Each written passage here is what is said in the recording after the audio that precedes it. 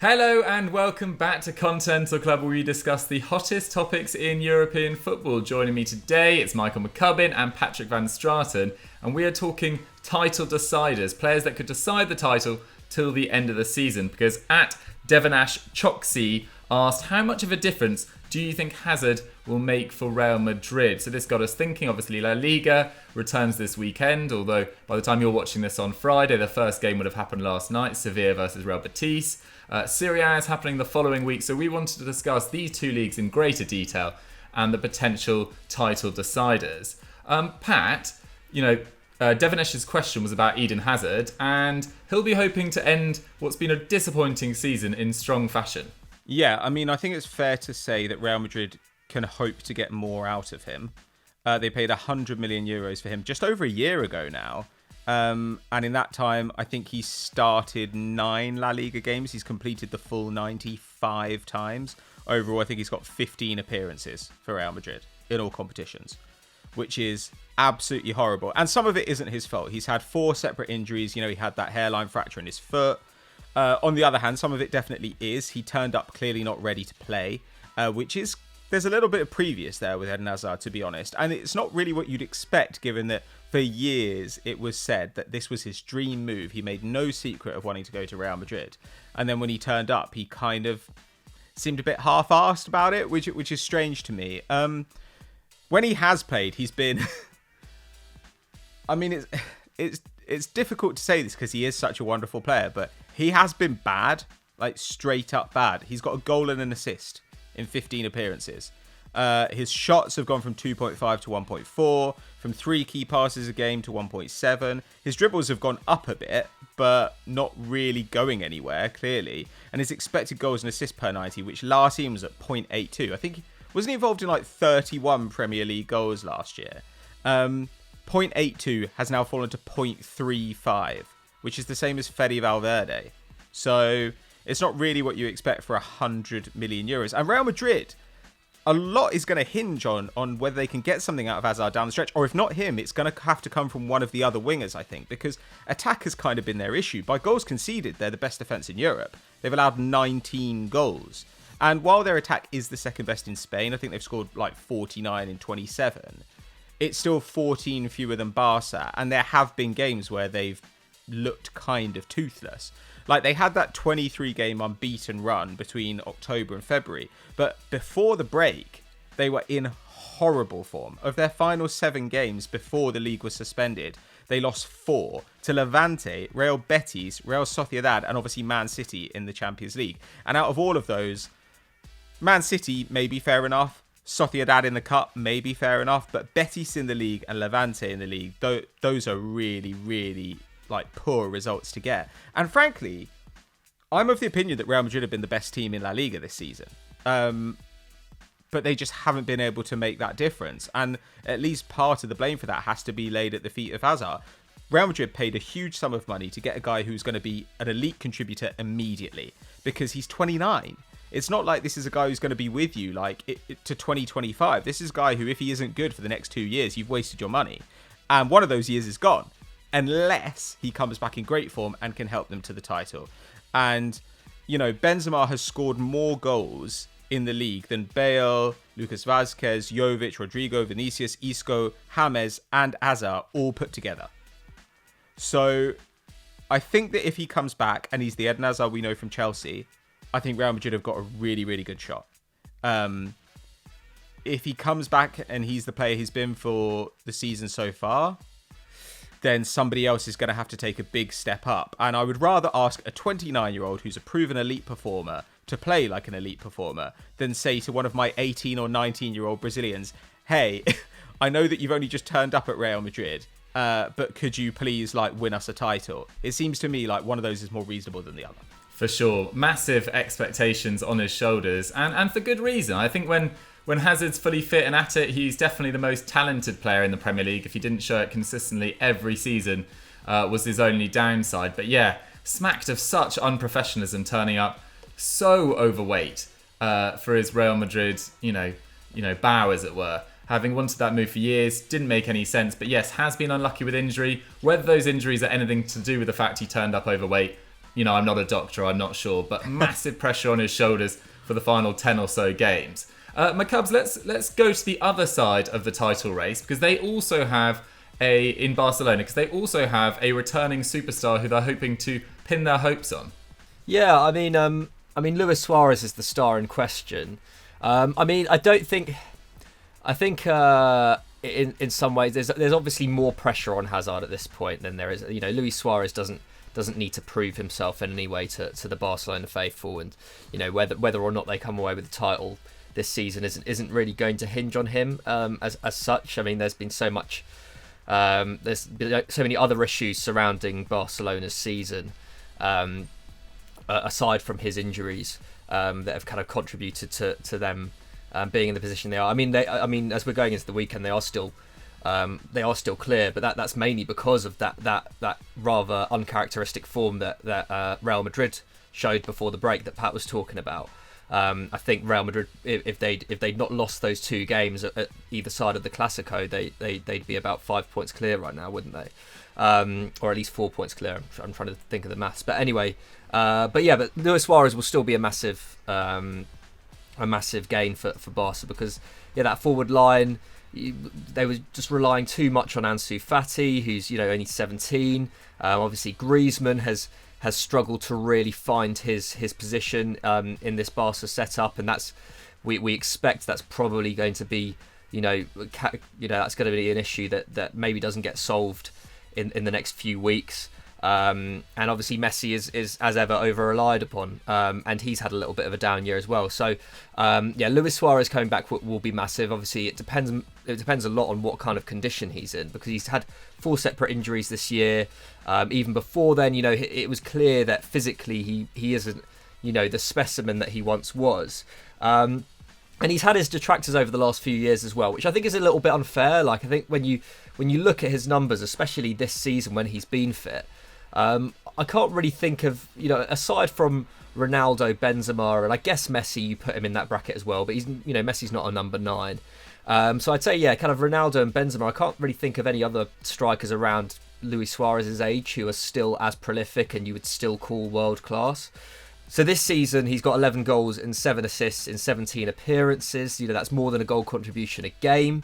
And obviously, his goal contributions have been dropping over the last few years. I think he got 27 last year, 37 the year before that, and 42 the year before that. So you can see why maybe, he's not being seen as effective as he was, which is understandable. But at 33, there's not really much else you can ask for him.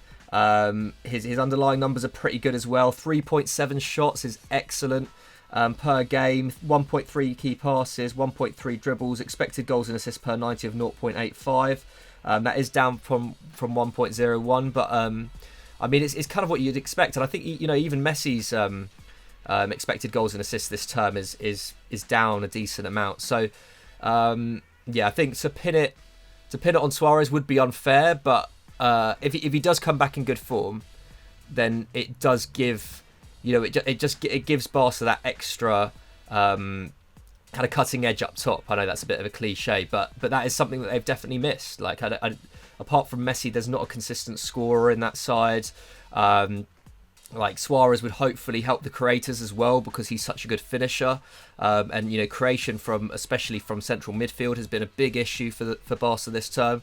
Just having that extra option up there, it gives them a little bit more tactical versatility as well if they want to play with a front 2 as well. I think him and Messi as a front 2 is way more effective than Messi or Fati or Messi and Griezmann.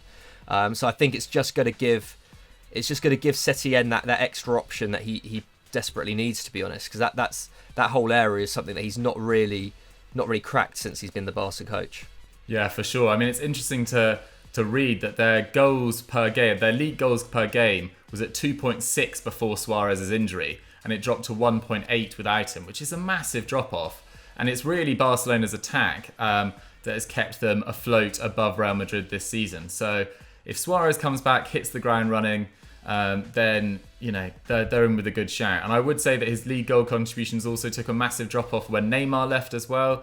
Neymar did so much creation, so much sort of facilitation for Messi and Suarez in the final third, that of course that was going to lead to a drop-off, but at 33 his injuries do seem to be slightly, ever increasing with regularity and severity as well. So Suarez, like Hazard, has got a massive final part of the season. I wanted to go over to Italy now because we don't often talk about this player perhaps in enough depth, maybe give him the credit he deserves, but Cristiano Ronaldo was on an incredible run before the break came in. So he actually started the season comparatively poorly, with 6 goals and 1 assist in his first 15 Juventus games in all competitions. But in the following 17 games of the season, he scored 19 and got 1 assist, including, he went on these incredible scoring runs as well. So he scored in 5 consecutive games up until the 22nd of December, bit of a break, and then 9 consecutive games until the end of February.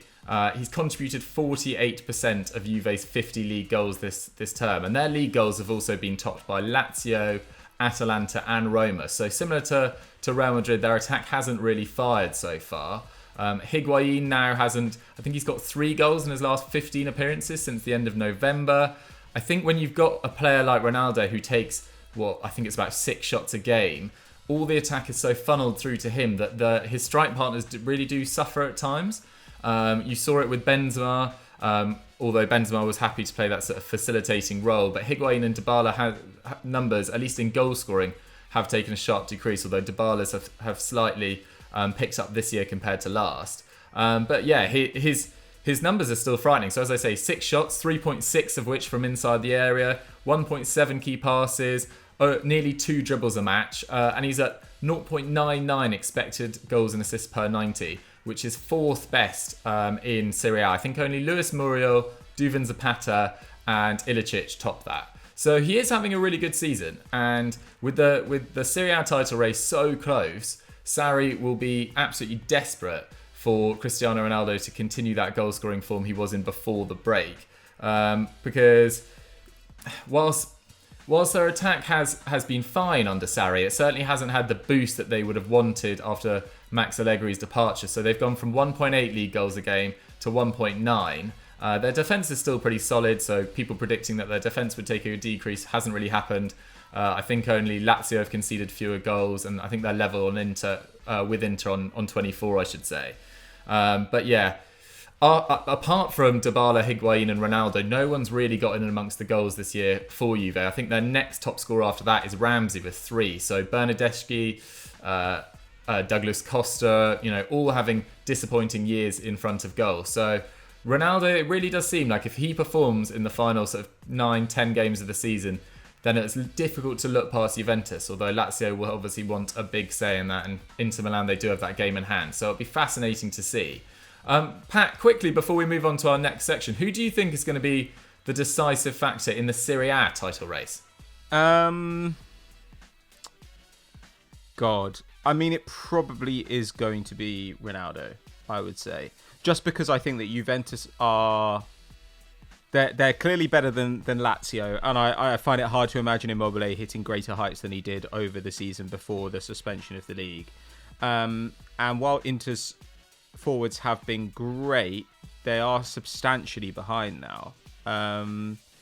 So I think that if Juve can pretty much just hit par for the run-in, then they'll probably win. And so long as those goals are coming from somewhere, I'm not sure that anybody's really going to be able to touch them. That's the sad truth of Serie A this season. Fair enough. And McCubs, I want your prediction for who do you think is going to win both leagues quickly? I'm going to say... I'm going to go for Lazio for Serie A. Why not? Oh, love it. And I think... and I'll take a punt on Barcelona for La Liga. Fair. Pat, what do you reckon? I'm going to say Real Madrid for La Liga. I'm not sure if that's because I think it's likely or just because it's what I want. And Juventus for Serie A. Fair. I'm actually going to go Barcelona. I feel like this Suarez back at full fitness. I think they'll just have enough, and got to go Juventus. But yeah, that's our predictions. Get your predictions in the comment section down below, and let's move on to our big match preview. Right, after a 93-day break, La Liga, as we know, is back this weekend. Wasn't that many big matches to preview. Barcelona are travelling to 18th place Mallorca on Saturday evening. Real Madrid host 16th place Eibar. So instead, the game of the weekend, as we've decided, is Athletic Bilbao versus Atletico Madrid this Sunday at 1 p.m. 10th in the league, hosts 6th. Big game for both sides as they look to start after the resumption in good form.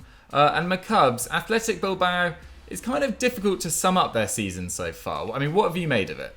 Yeah, it's been an odd one for Athletic Bilbao. I think that they've had a couple of odd seasons. Obviously, they've probably flirted with relegation a little bit more than they would have liked over the last kind of 3-4 years. And they seem to be clear of it this season, despite not being able to score at all. But it's obviously hard to know what they're going to be like going into this game. Obviously, we had it with the Bundesliga before. That first weekend of football was just so, I don't know, it's just kind of weird to watch some games where, you know, especially if a team was say 1 or 2-0 down with about 30 minutes to go, there wouldn't really be too much fight, and obviously players are going to be far more focused on just trying to stay fit during these games and not get injured. So they sit in 10th at the moment. Obviously, they want to consolidate themselves in the top half like they were before Christmas. They're 8 points behind Atleti and 6th at the moment. But yeah, they went into the break in just such bad form. 10 games they were winless in. They won their final 2 games before lockdown, but they dropped to 11th from 5th in that time. So yeah, there's a lot of kind of rebuilding of morale, which I'm sure would have been Garitano's kind of main focus, well, one of his main focuses during the break. And obviously they've got that Copa del Rey final against Sociedad, which is really kind of make or break thing, really. If the Athletic Club were to finish in the bottom half, that would really, that would really make their season. But I think the main thing I'd be looking out for is Iñaki Williams, because I think he in particular has had a bit of a disappointing season. Obviously, he's quite a talismanic figure for them. He could be on his way to setting a record for consecutive games played in. He's played in, I think, 146 consecutive La Liga games. Wow. Since April 2016, which is obviously a record at Bilbao. I think it's only about 50 off the record in La Liga in general. So he really is that important to the side, and this season he's just not been at it. I think last term he was their top scorer with 13. So far this season he's only got 6. He's obviously been outscored by Raul Garcia, who I think's on 9 or 10 goals. But that just goes to show how their attack just isn't at it this term. 29 goals in 28 games. Obviously their defence has made up for that, in particular the form of Simon, who's been excellent in goal. They've got the 3rd best defence in the division, but yeah, if they can't get scoring, I can't really see them getting above 10th at the end of the campaign. But yeah, I think Iñaki Williams really has a point to prove going into the last few weeks, because all his numbers are down. To be honest, he's creating less chances, or at least creating less good chances. His shots are down as well. So yeah, I think if Garitano can get the best out of Iñaki Williams in the next few weeks, I think Bilbao could end the season a lot stronger than they've shown so far in 2020. But as for this game, I can't really see them getting much out of it, aside from, say, a 0-0 draw, just because obviously Atleti's defence is also very, very good, and they just don't have that many options going forward, do Bilbao. Yeah, no, it's a bit of a shame, especially with Aduriz retiring as well during lockdown, which was, going to be a big shame to the Bilbao fans. He's obviously really loved there, despite being sold by the club twice, I believe. But yeah, Raul Garcia has been probably their main man in terms of goals. I think he's on 9, and he's sort of midfielder, come number 10, come forward, sort of quite flexible. Pat, what about Atletico Madrid? Because this year it's really been a tale of just too many draws. I think they're on 12 draws, I want to say, out of 27 games. Across Europe, only Arsenal and Wolves have drawn more matches. Really, the form book would suggest this is going to be an incredibly dull match, because, like McCubbin said, Athletic Club's defence is good. Atleti, I think, despite the fact that Real Madrid have conceded fewer goals, I think they pretty clearly still have the best defence in the league. On the other hand, their attack has been fairly poor this season. They failed to score in 9 of their 27 league games. And generally speaking, like the entire front line has underperformed because actually by expected goals, they should have about 10 more goals. They should have the fourth best attack in the league.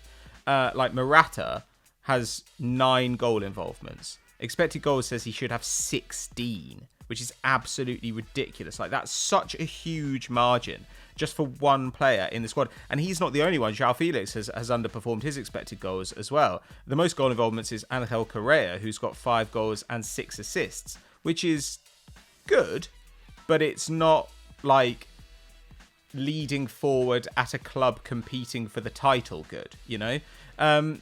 However, I do think that will probably start to come back round. I mean, it's difficult with Morata at this point because Morata does just seem to be an underperformer across his career, finishing-wise.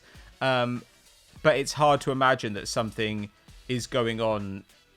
You know, so there's something going on with their tactics that means that all their players are somehow missing their shots, and that will continue. I doubt it. Morata's at like 0.9 expected goals and assists per 90 minutes. He's not going to carry on scoring at half that rate. It's just not possible.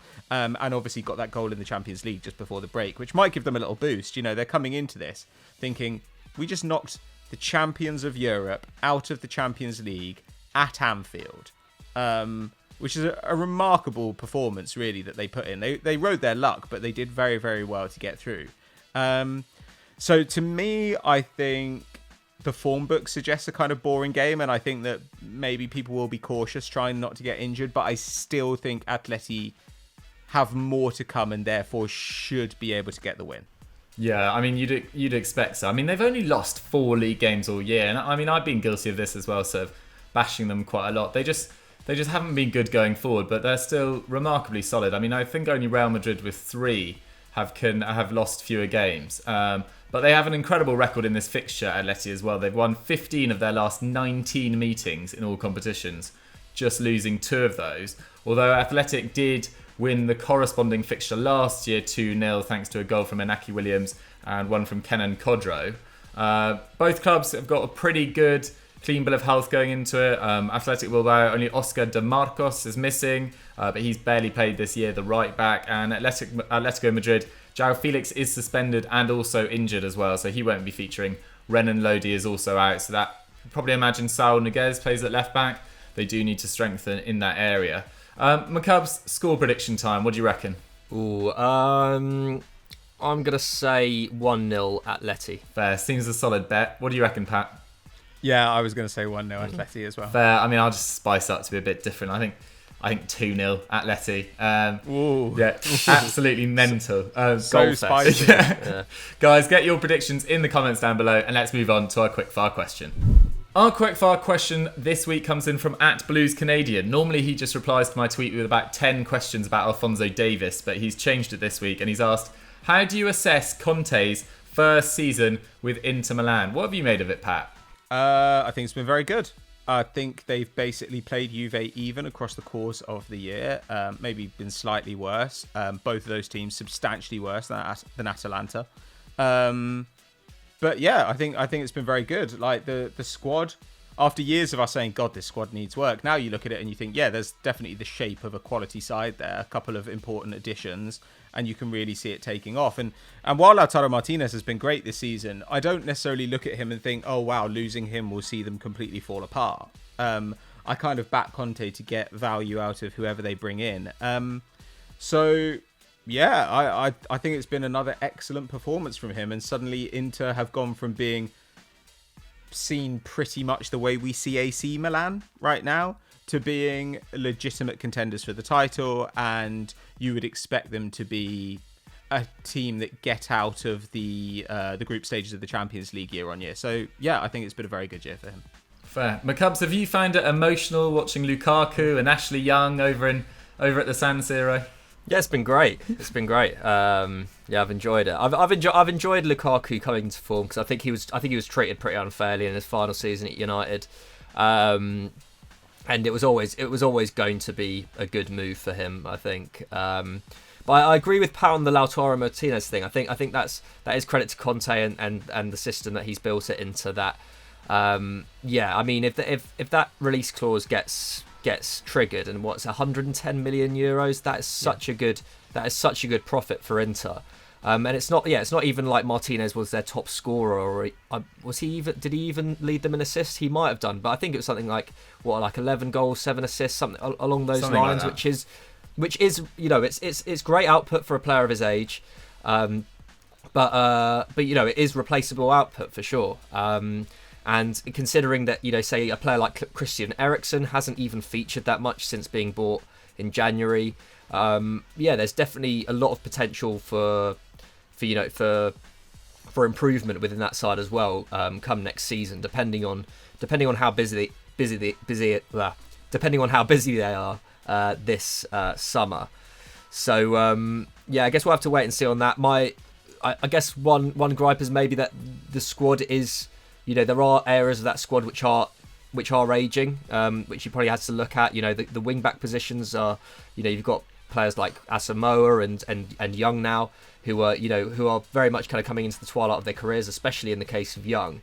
So I think he does need to come up with some real long-term solutions in those areas, especially as they're so important to his system. And I think, maybe at the start of the season, I certainly got my hopes up. I probably would have thought that Inter would have been more in the title race now than they are.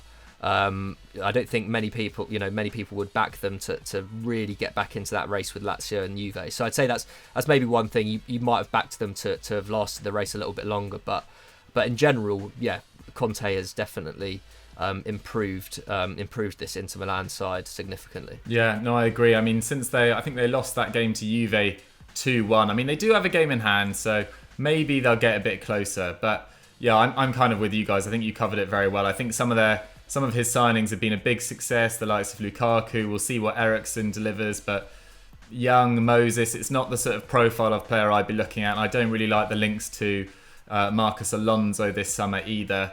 But yeah, full credit to him. He's also got an absolutely awesome season out of Brozovic as well, and he was looking like he needed a rest by the break. So I'm hoping that he comes back fully energized for what should be a comfortable third place finish, hopefully, for them. Although Atalanta would deserve it too. They've been phenomenal as well. So it should be a great title race in Serie A and La Liga. But guys, that's all we've got time for on Continental Club for this week. Let us know what you guys thought of it in the comment section down below. And McCubs, what should they go and do now? Why don't go over to FD? There's everything you need to know about David Beckham, how he became so rich and famous, which you probably know a little bit about already, but we deep dive a bit deeper into it. And stay tuned for tomorrow, because we've got what's it called? Football Pyramid, myself against Jackson. That was a great showdown, episode, so stay tuned for that. I think that's everything I can think of. Nice. Pat? Check out the podcast as usual. Make sure you subscribe to us on whichever podcast app you use, as well as checking out the YouTube video. Nice. Thanks very much, guys. Don't forget to subscribe. Bye. Bye.